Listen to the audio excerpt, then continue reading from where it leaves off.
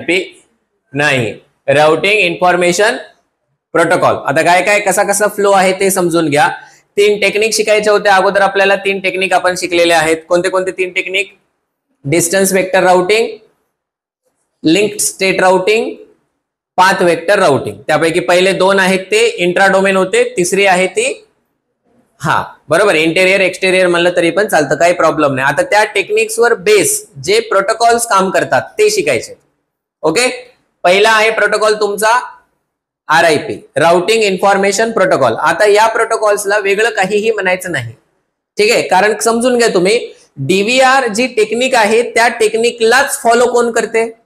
RIP follow करते. म्हणजे RIP मध्ये नवीन काही राहणार आहे का? प्रिन्सिपल वगैरे, नेबर सोबत तुम्ही इन्फॉर्मेशन शेअर करता, नोडची स्टेट, लिंकची स्टेट वगैरे शेअर करत नाही, फक्त डिस्टन्स वगैरे शेअर करता. हाच टोटल प्रिन्सिपल तिथे यूज केला जातो. याच्यामध्ये आपल्याला शिकावं लागतो फक्त त्याचा मेसेज फॉर्मॅट, ज्याला आपण हिडर फॉर्मॅट म्हणतो. आणि हिडर फॉर्मॅट किती सोपे असतात ते आपल्याला ऑलरेडी माहिती आहेत, एक्सेप्ट IP व्हर्जन 4 चा वगैरे सोडला तर. कंपॅरेटिव्हली IP व्हर्जन 4 चा थोडासा अवघड आहे, 6 चा तर उलटा आणखी जास्त सोपा असतो. कळालं? तेवढेच आहे जे आहे ते.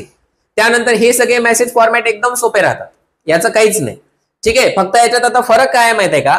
सिलेबस मध्ये त्यांनी असं बोल्ड अक्षरामध्ये लिहिलेलं आहे की RIP व्हर्जन 2 शिकायचंय तुम्हाला. काय शिकायचंय?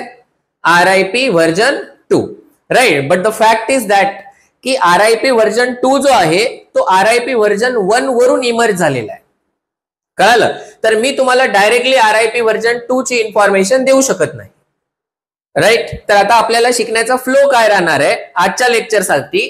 अगोदर आपण RIP काय आहे ते समजून घेऊ, म्हणजे आपलं DVRचं पण थोडंसं रिव्हिजन होऊन जातं, डिस्टन्स वेक्टरचं.